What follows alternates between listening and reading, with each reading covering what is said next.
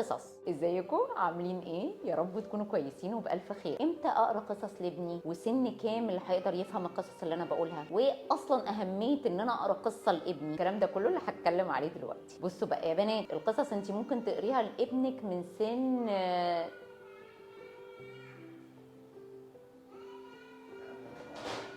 هو حب يغني دلوقتي. طب في سن كام اقدر اقرا قصه لابني؟ على فكره الموضوع ممكن يبتدي من سن سنه وقبليها كمان، بس طريقه والقصه اللي انت بتقريها ايه هي دي اللي هتبقى المشكله، او مش المشكله، اللي المفروض تختاريه صح.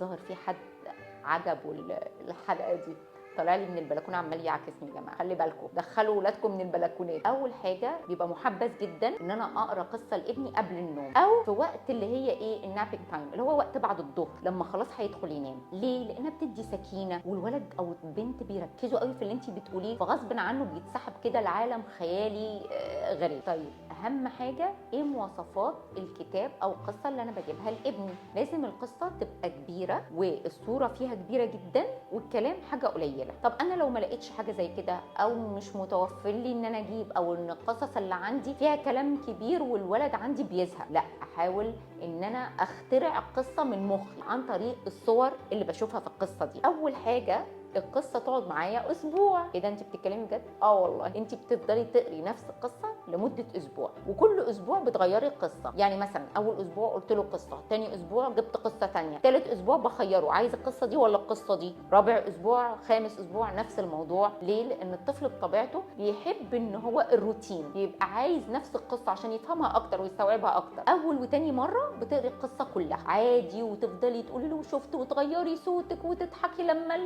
الشخصيات تبقى مبسوطه، وتعيطي او تزعلي لما الشخصيات تبقى متضايقه. بعد كده بتعملي ايه؟ بعد كده بتبتدي تساليه في اليوم الثالث انت، طب انت شايف ايه في الصوره؟ طب انت تفتكر هيعمل ايه؟ تبتدي تعملي حاجه اسمها ايه؟ حاجه اسمها فعل ورد فعل مع ابنك، او تشاركيه في القصه اللي انت بتقريها. تفضلي كده لغايه سابع يوم، لغايه لما تيجي تقولي له ايه، طب انت بقى اقرا لي القصه، قول لي بقى انت القصه دي حصل فيها ايه. ده بيعلي مدارك ابنك جدا، بيزود حته التخاطب اللي اتكلمنا عليها قبل كده، بيخليه يتكلم اسرع. ثالث حاجه بيوسع مداركه، وبيخلي حته الايماجينيشن عنده عاليه جدا. لو هو فعلا عنده خياله عالي، ممكن بعد كده ان هو يا حبيبي يرسم ويكتب، او يكتب قصصه، وتشيلي له الموضوع ده في البوكس بتاعه بعد كده.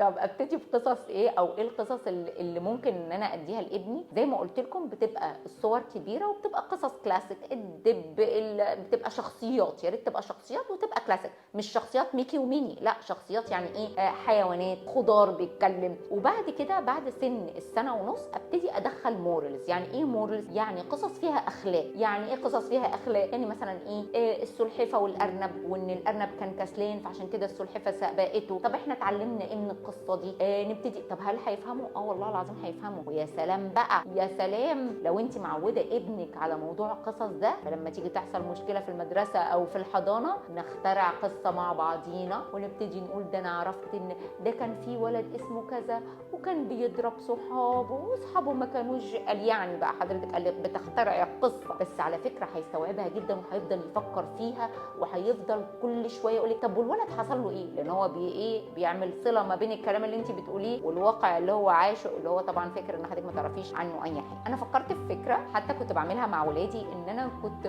بخليهم بعد لما نخلص القصص كلها، اخليهم يرسموا اللي هو الشخصيات بتاعه القصه، ويلونوها ونقصها ونعمل بيها قصه تانية خالص. فلو انت عايزه تعملي حاجه زي كده، بس اكيد ده لسن سنتين ونص وثلاثه واكتر، لو انت عايزه تعملي حاجه زي كده بجد الولاد بينبسطوا جدا. انت ممكن تدخلي نفسك في كذا حاجه من موضوع بس القصص. حاجه تانية، احنا كده خلصنا، ويا رب يكون عجبكم الحلقه دي. بس حاجه تانية عايزه اخد رايكم فيها، والله انا بقول قصص حلوه جدا جدا جدا.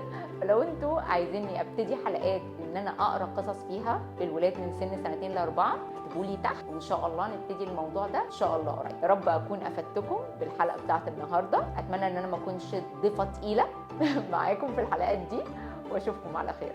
باي باي.